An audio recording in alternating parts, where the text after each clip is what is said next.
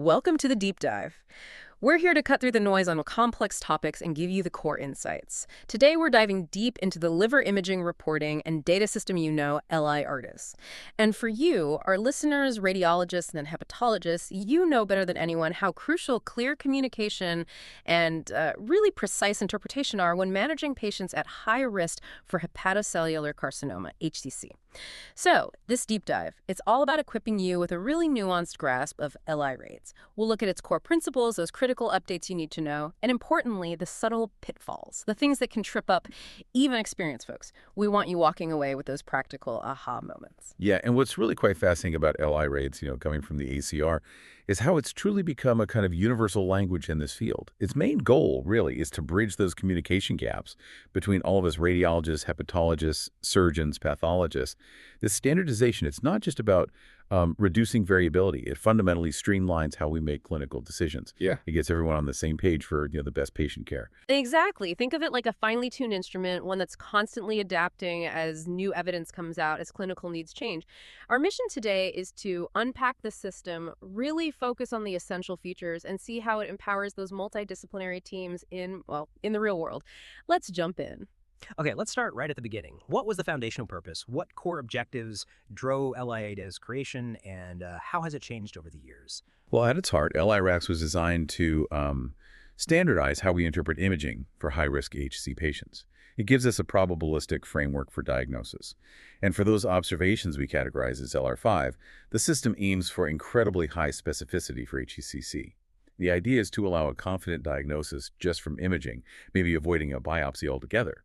Before LIRADS, we were often kind of stuck with these simple definite versus non-definite boxes. LIRADS brought in those crucial, shades of gray, a much more nuanced way to characterize liver lesions.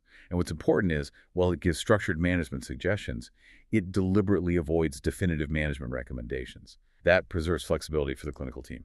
Right, so it's a guide, a powerful one, but not a rigid mandate. And you mentioned it adapts. The LIRADS isn't static. Can you walk us through some of the key milestones, the major updates? Oh, it's truly dynamic. The first version dropped in 2011. Then refinements came pretty quickly, 2013, 2014, 2017. For example, 2014 introduced the category for previously treated observations and guidelines for MRI using hepatobiliary agents. 2017 was quite big. It brought in the new treatment response assessment algorithm, the TRA, plus new categories like LRNC for non-categorizable and LRTIV for tumor and vein.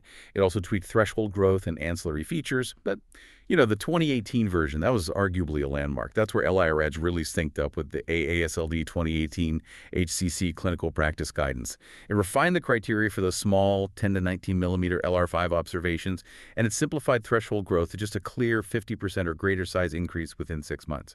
And critically, it dropped those sometimes confusing IS-DG qualifiers from LR5. And that evolution hasn't stopped, has it? What are the very latest shifts we need to be aware of?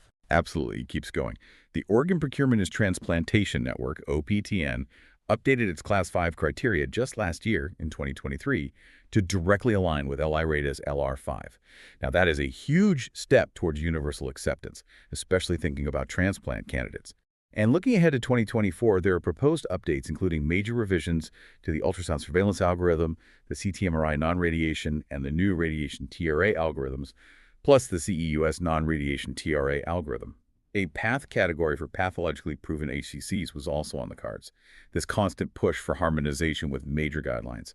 It's fundamental for unified HCC management. It really sounds like LIRADS is becoming more and more woven into the entire patient journey. So let's clarify, who exactly is LRIS for?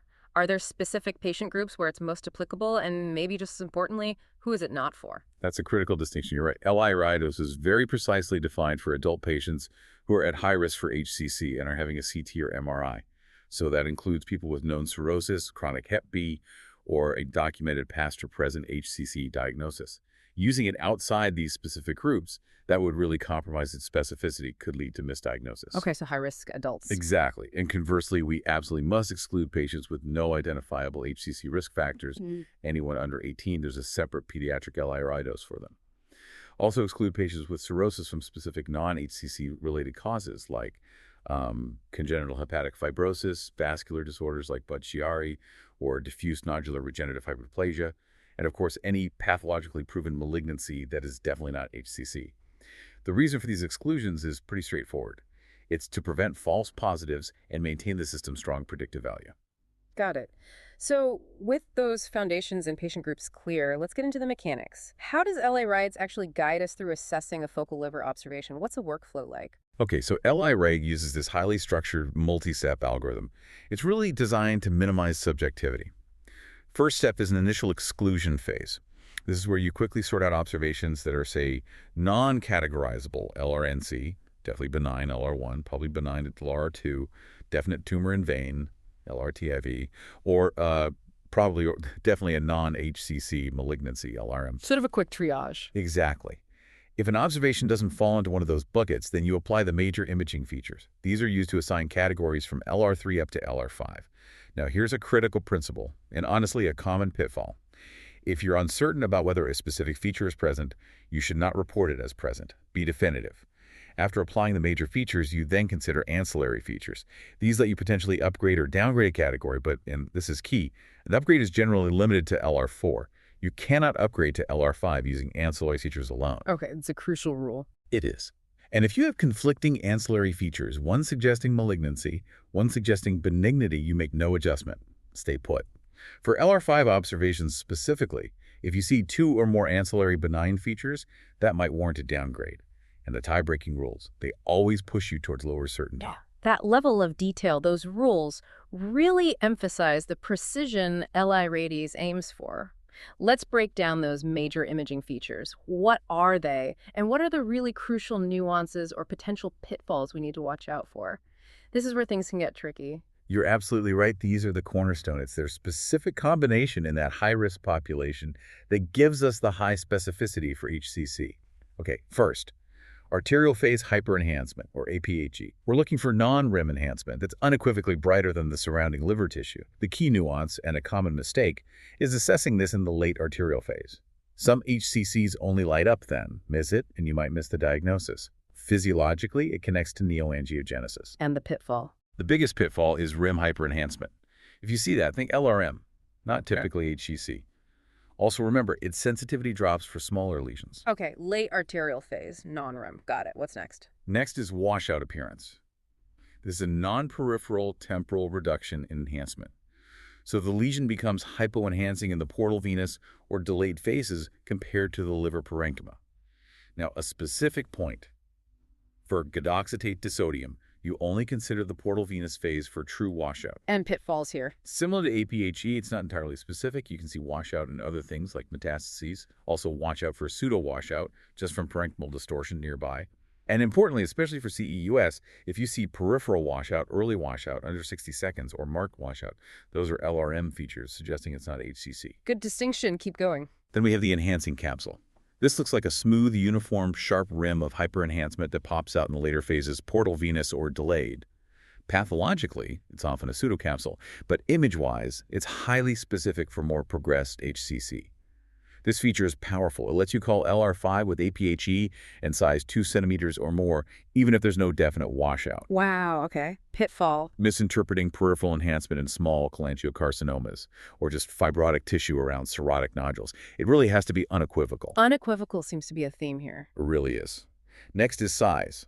Pretty straightforward, largest diameter. But the key rule, observations smaller than 10 millimeters cannot be LR5, period. Okay, simple but crucial rule. And the last major feature. Threshold growth. The current definition is a 50% or greater increase in size within 6 months, or spotting a new observation 10 millimeter or larger that wasn't there on scans in the last, say, 1 to 2 years. It's a very strong predictor of HCC, signals rapid progression. That detailed breakdown is incredibly helpful, especially highlighting those pitfalls. So we've applied the major features. How do the ancillary features really fit in? What are their strict rules, given they can't push something into LR5? Right. Think of ancillary features as modifiers. They adjust the probability of HCC, but they are never enough on their own to categorize a lesion. Like you said, they can bump an observation up or down a category, maybe LR3 to LR4 or LR4 down to LR3, but that hard stop is they cannot upgrade something to LR5. Okay. And that other key rule, Yeah. if you have conflicting ancillary features pulling in opposite directions, you make no adjustment.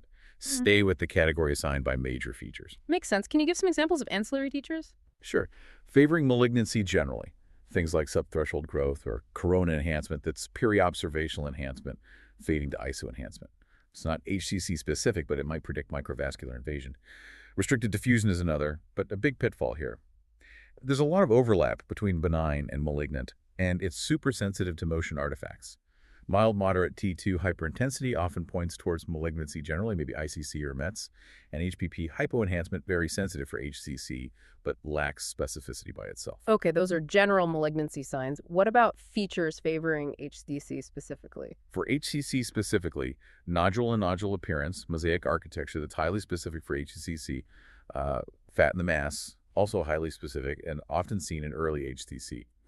Blood products can also point towards HCC. And features favoring benignity. Things like size stability for 2 years or more, actual size reduction, seeing undistorted vessels running through it, finding iron in the mass that's more than the surrounding liver, but that only applies in iron overload in livers, that's important. Marked T2 hyperintensity, like a cyst, or HPP isointensity, also favor benignity. That really clarifies their role as modifiers. It reinforces that LIRADS is probabilistic, not just black and white. Could you quickly run through the diagnostic categories again, LR1 to LRM, and just summarize their clinical meaning? Absolutely. Each one points towards a management path. LRNC is non-categorizable image quality issue. Need to re-image. LR1 is definitely benign, classic cyst, hemangioma. Back to routine surveillance. Yeah. LR2 is probably benign. High chance it's benign, maybe atypical features. Standard ultrasound surveillance. Okay, then the intermediate ones. Right. LR3 is intermediate probability. Mm-hmm. Doesn't meet other criteria, roughly 50-50 chance, benign or malignant. Usually means repeat diagnostic CT or MRI in 3-6 months. LR4 is probably HCC. Mm-hmm. High probability, but not quite definitive. This category absolutely requires routine multidisciplinary discussion to decide the next step. And the high certainty ones. LR5 is definitely HCC. Unequivocal, near 100% specificity. Often allows treatment without biopsy, but MDT discussion is still good practice. LRM is probably definitely malignant, but not typical HCC. Often those targetoid masses, non-HCC features, always needs MDT discussion, often leads to biopsy. And finally, LRTIV is tumor in vein, unequivocal enhancing soft tissue in a vein. Crucial for staging, definitely needs MDT discussion, maybe biopsy to confirm etiology. Moving beyond interpretation, you mentioned accurate LIRAD agents hinges on meticulous image acquisition. For CT and MRI, what are the non-negotiables? The technical requirements, contrast agents, essential phases? You nailed it. Garbage in, garbage out right. Multi-phase imaging is mandatory for both CT and MRI. You can use either extracellular or hepatobiliary contrast agents. The essential phases are arterial, portal venous, and delayed venous, or the transitional phase if you're using gadoxetate to sodium. And a pre-contrast phase is strongly suggested. Now here's a critical technical point, maybe a pitfall. The late arterial phase is profoundly important. Some HCCs only show hyperenhancement then. If your timing is off, you could miss it entirely or miscategorize. Timing is everything. Absolutely. For MRI, 1.5T or 3.0T units are fine.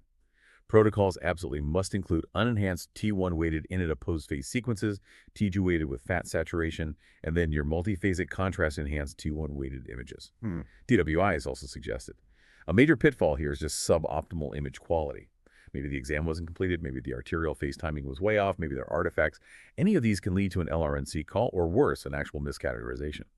Radiologists really have to be active in optimizing protocols and checking quality. Right. Now, what about CEUS IRADS? How does that differ? What are its unique features and considerations compared to CT or MRI? Okay, CEUS ILIRADS rolled out in 2016. It's quite distinct. It uses purely intravascular microbubble contrast agents. Big advantage. They're non-nephrotoxic, so safe even in severe renal failure. Crucially, it doesn't use those combined blood pool and Kupffer cell agents you might see elsewhere. The major features for HCC and CEUS are arterial phase enhancement, specifically looking for non-rim or non-globular peripheral patterns, and washout. Interestingly, CEUS is often more sensitive than CT or MRI at picking up arterial hypervascularity and cirrhotic nodules. That's a really significant difference in sensitivity. Tell us more about the CEUS washout characterization. You mentioned earlier it sounds particularly nuanced. It really is. This is key for CEUS. Early washout, meaning within 60 seconds, and Mulder-marked washout, where the nodule basically goes black, looks punched out with no enhancement within 2 minutes. Those are major features for LRM. They strongly suggest a non-HCC malignancy. Okay, early and marked means think LRM. It's exactly. Conversely, late washout, meaning 60 seconds or later, and mild washout, where you still see some enhancement persisting. Those are the major features pointing towards HCC. Another key difference from CT-MRI, CEUS does not use an enhancing capsule feature. Now, while CEUS definitely improves diagnostic accuracy, it's safe, cost-effective, and you basically eliminate arterial phase mistiming issues. It does have limitations. There can be overlap in how HCC, HCA, hepatocellular adenoma, and FNH, focal nodular hyperplasia, look on CEUS. So, an important point. In your high-risk patients, if you see a nodule with CEUS features that look like FNH or HCA, you should not categorize them as CEUS LR1 or LR2. Still needs careful consideration. Okay, that's a crucial caveat for CEUS. We also touched on the ultrasound surveillance algorithm earlier. How does that work for general HCC screening? And what about those visualization scores? Right, the U.S. surveillance algorithm is specifically for screening the entire liver for HCC. It's simpler, uses three main categories: US1, which is negative, US2, which is subthreshold, and US3, which is positive. A positive finding would be something like a measurable mass 1 centimeter or bigger, or seeing a new venous thrombus. Alongside the category, you assign a visualization score. VISA means minimal limitations, good view.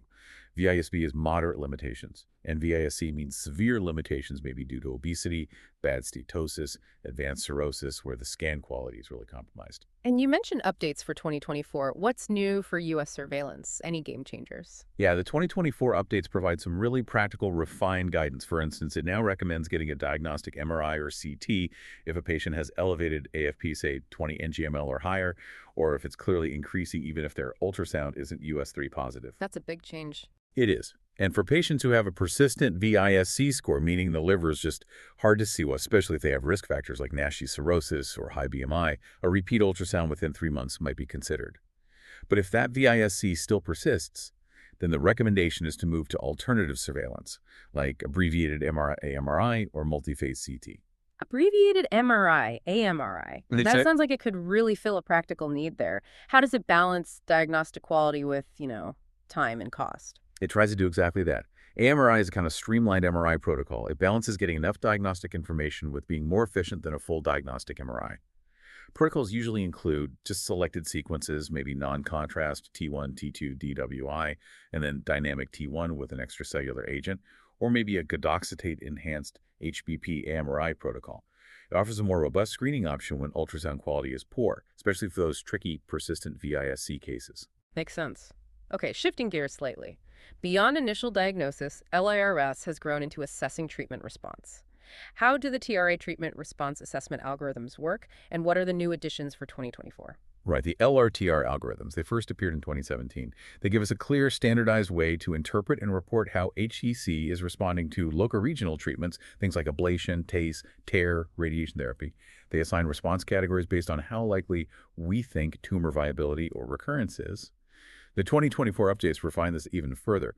We now have essentially 4 main algorithms: the core CT-MRI diagnostic algorithm we discussed, a CT-MRI non-radiation TRA, a new CT-MRI radiation TRA, which notably does not include an equivocal category, and also a new CEUS non-radiation TRA. This really reflects a more sophisticated understanding of how different types of treatment actually look on imaging over time. Okay, 4 different TRA algorithms now. Can you break down the key LRTR categories? What does each one signify? Maybe like a clinical traffic light system. That's a great way to think about it. LRTR non-valuable, that's your roadblock, can't evaluate it properly, maybe poor image quality, need to reassess. LRTR non-viable, this is your green light, essentially. No perceived enhancement or maybe just enhancement patterns we expect after treatment. Complete disappearance of the lesion counts too. Important caveat, though. It doesn't definitively rule out microscopic tumor viability. Okay, green light, but proceed with caution. Exactly. Then LRTR equivocal. This is your yellow light. Remember, this one doesn't apply to the radiation TRA. You just can't confidently say viable or non-viable because the features overlap. This prompts further investigation or close follow-up. LRTR viable, that's your clear red light. You see nodular, mass-like, or thick, irregular areas of APHE washout, or maybe enhancement that looks just like the tumor did before treatment. This indicates viable tumor cells with high certainty. And new for the radiation TRA is LRTR non-progressing. This signifies a favorable response, but it's not quite fully non-viable yet. You might still see some intralesional APHE or washout, especially within the first 6 months post-radiation. Understanding those traffic lights is critical. What are the key imaging features we should be looking for to differentiate viable from non-viable tumor after treatment? For viable tumor, you're primarily hunting for those nodular, mass-like, or thick irregular regions of APHE within or right along the margin of where the treatment was applied. Or, similarly, non-peripheral, non-early washout within or along the margin. For non-viable, you should typically see no enhancement at all, or only enhancement patterns that are clearly benign expected post-treatment changes, like thin rim enhancement.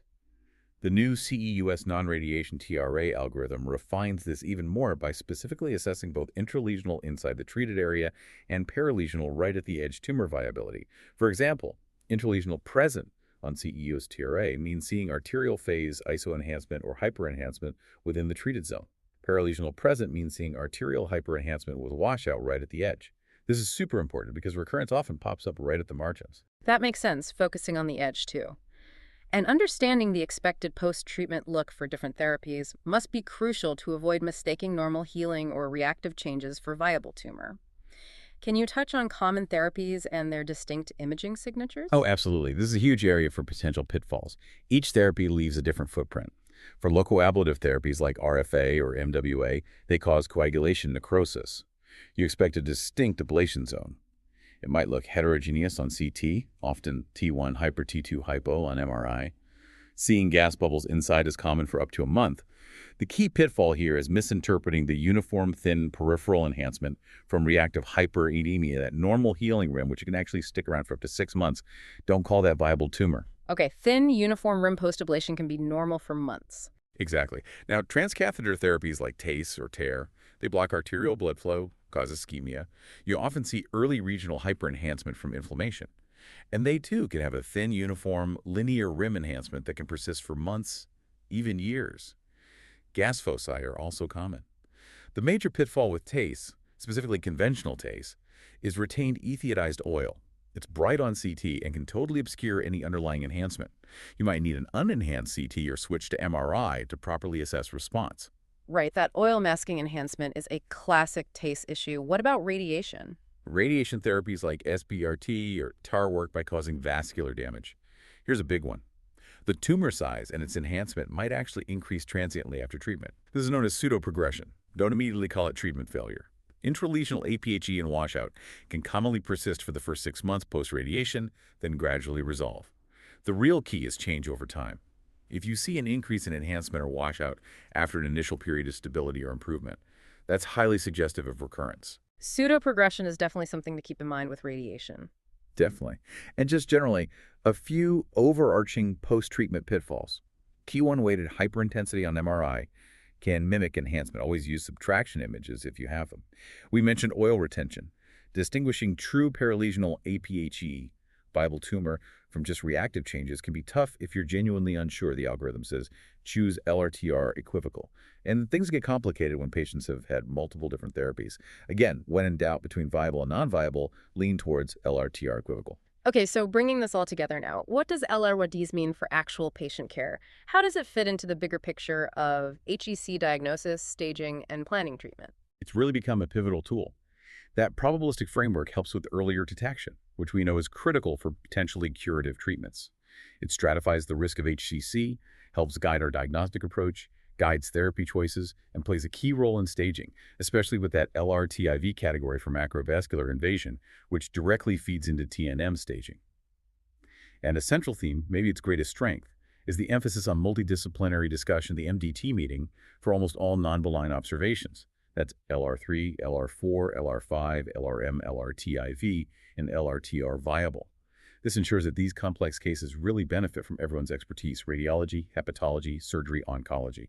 Decisions like whether to biopsy, for instance, are explicitly meant to come out of that MDT discussion, not just from the imaging report alone. The MDT is clearly central.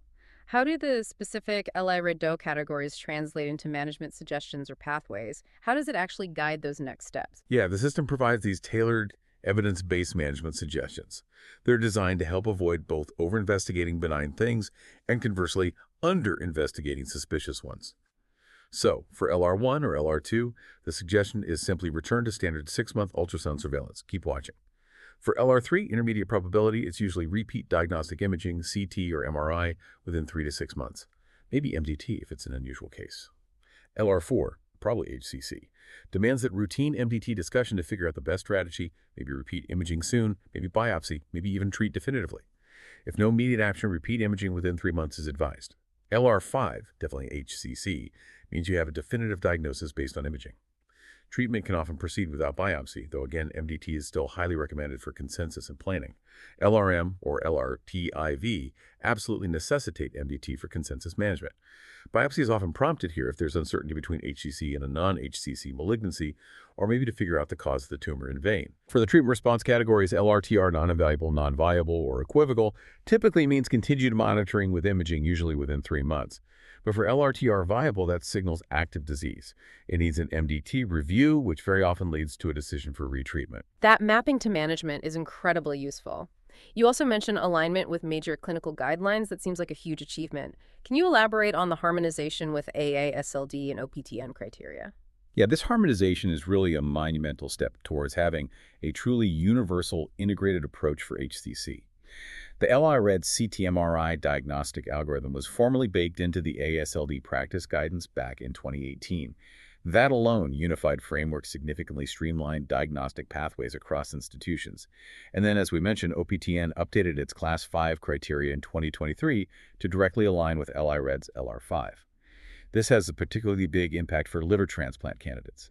Now, an LR5 finding directly corresponds to criteria needed for metalled exception points. This reduces that frustrating discordance we sometimes saw between imaging reports and actual transplant eligibility criteria. It just smooths the whole process for the patient and the team. That integration is key. But while LIREDS is clearly comprehensive, no system is perfect. What are some of the practical limitations, the common challenges or pitfalls that radiologists still bump up against when using it day to day? You're absolutely right. Even with all its strengths, LIRADS has its challenges. Despite aiming for standardization, some inter-observer variability does persist. It tends to be more noticeable for those less definitive categories, like LR3 and LR4. Agreement is generally pretty good, though, for LR5 and LRTAV. Where else does it struggle? Well, one issue is its perceived complexity. It's a detailed system, and that can sometimes feel like a barrier to full, consistent adoption in a busy clinical practice. That complexity might also contribute to some of that inter-reader variability. There's also a bit of a specificity versus sensitivity trade-off, especially when you get down to sub-centimeter lesions or hypovascular ones. For those indeterminate nodules, say 1 to 2 centimeters, that don't show classic enhancement. Imaging alone might not be enough, often leading to a biopsy. The ancillary feature rules are quite strict. As we discussed, can't upgrade to LR5. Absence doesn't mean downgrade, no adjustment if conflicting. You have to adhere to those carefully. Also, the generalizability of washout and CEUS isn't fully nailed down for every type of observation. The imaging distinction between a true capsule and a pseudocapsule isn't always clear pathologically. Differentiating mimics of venous involvement from true LRTEV can be really tough sometimes. Any other limitations? DWI limitations are significant. Lots of overlap between benign malignant signal and normal liver, plus it's prone to motion artifacts. And remember the exclusions, it doesn't apply to everyone. No risk factors, kids, certain vascular issues. And a crucial point on the newer stuff.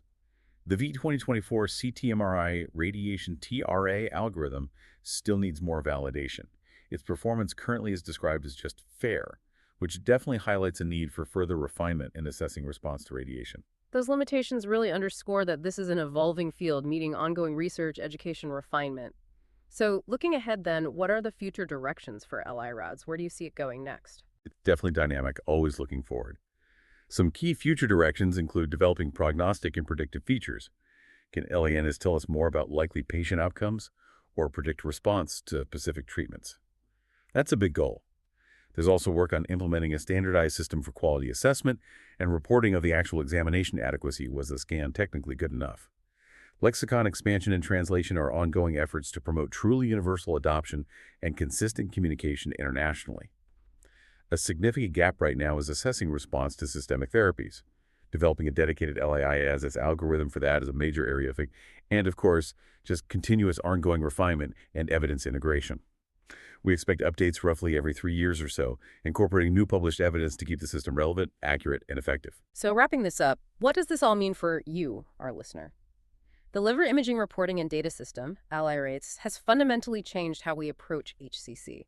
Its real power lies in standardization, giving us that precise shared language, and a robust probabilistic framework that dramatically improves communication and streamlines clinical decisions across all the different specialties involved. Yeah, and it's continuous evolution. You see it in the successive versions, the ongoing harmonization with major guidelines like ASLD and OPTN that really highlights how adaptive it is. From the first diagnostic scan through U.S. surveillance, all the way to assessing treatment response. LIRADS provides this comprehensive roadmap covering the whole patient journey. Now, despite its complexities, and yes, the challenges like inter-observer variability, LIRADS is truly an indispensable tool in your clinical toolkit. It empowers you, the expert radiologists, and the whole multidisciplinary team to make informed, evidence-based decisions. And that ultimately enhances patient outcomes in a field where precision is just absolutely paramount. And maybe if we connect this to the bigger picture, thinking about LIRAD's commitment to continuous improvement, its deeper integration into care, it raises a really interesting question for you to think about. How might LIRADS evolve further by leveraging new technologies? Thinking about artificial intelligence, perhaps integrating highly personalized patient data. Could it become an even more predictive, maybe even prescriptive tool in the future? Moving beyond just reporting to actively guiding patient-specific outcomes with even greater accuracy. Lots to think about there. What stands out most to you from today's deep dive? We really hope this conversation has given you a clearer, more nuanced understanding of LIRADS and the vital role it plays in managing liver disease. Until next time on the deep dive, keep digging deeper.